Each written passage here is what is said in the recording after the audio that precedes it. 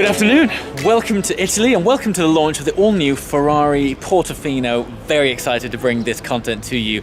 When this car launched at Frankfurt, I couldn't get over the massive aesthetic change over the Ferrari California. As soon as I saw it and I heard about the engine upgrades, I was really excited to drive it. That event was in September. It seems like it was only 5 minutes ago, and now we're here and I'm going to immerse you firsthand in what it's like to drive the all-new Ferrari Portofino. So let's have a quick look around the other specs and cars which are here, and then hop in our own car and immerse you in this brand new retractable hardtop.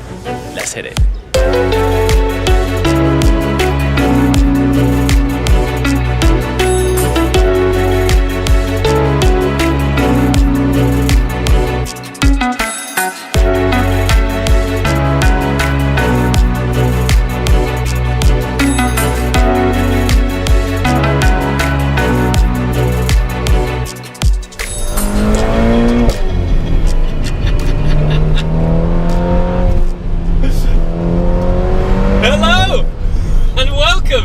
All-new Ferrari Portofino. We are here in the delightful Italian countryside. The sun is shining, it's February. I am ecstatic and thankful to be here. So, what have we got? Well, a little bit of context.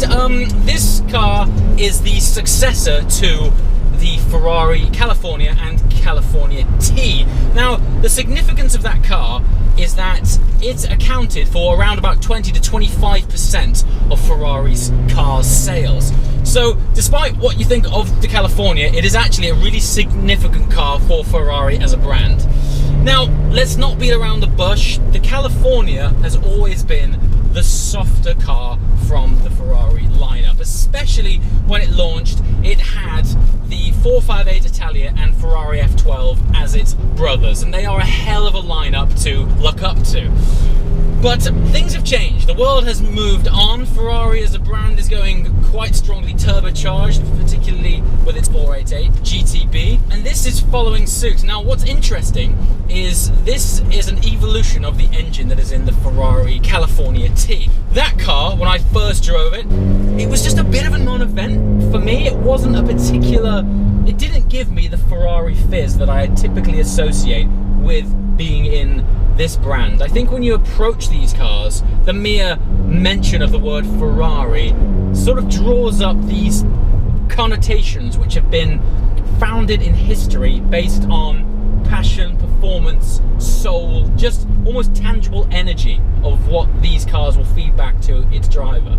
And while the original California had a naturally aspirated V8 engine, and it kind of made up for its softer GT traits by having audible delight, the California T for me fell short and basically was a lovely Grand Tourer, but lacked the sort of sparkle that I typically expect out of a prancing horse.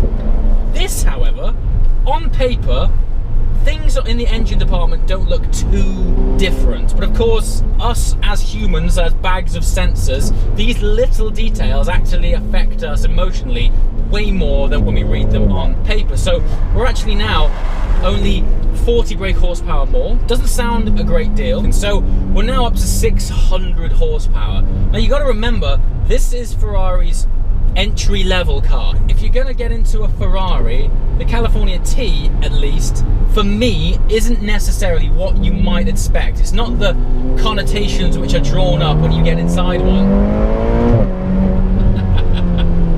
I'm sure you can tell this is a very different story. The torque is lovely. It is a really thick swell of very usable torque, mated to that dual clutch 7-speed gearbox. What is lovely is when you put this thing in sport on the Manettino, you're getting those nice reassuring taps in the back upon upshifting. There's almost this subtle 488 GTB feel about the drivetrain, and it actually sounds like a 488 too. So the audible delight is back. Now, it's not naturally aspirated, but for a turbo engine, I think it sounds fantastic. So this channel's all about driving, and we are in a Ferrari, and even though it's positioned as their daily GT car, it very much still has sprinkles of DNA that have come from history of performance. Check it out. Wow. Lovely. It's the torque. You really turbocharged engine, it does not rev out quite as high as their naturally aspirated counterparts.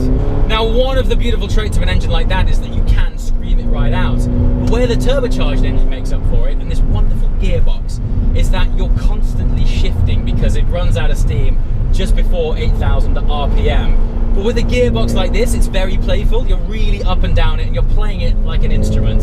Just listen to how fast it shifts, right? So we're in second now, third, fourth, and you're compelled again to shift back down, and now we're into second. And on tight, twisty roads like this, it's so playful. Of course, this car takes on a whole new life of its own because this is a retractable hardtop convertible. So with the press of this button here, in 14 seconds, we now have an entirely different driving experience.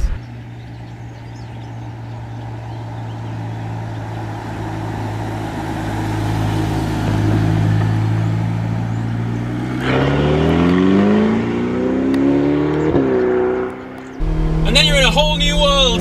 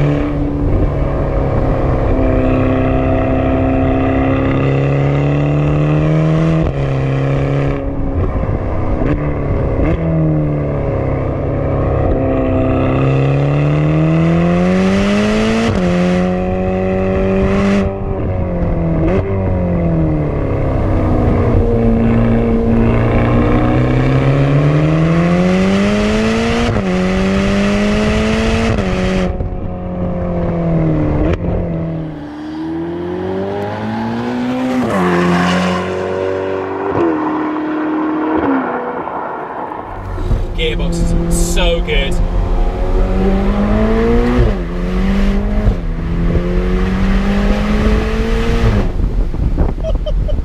So there's something interesting. Earlier on I was talking about the amount of torque that this car has.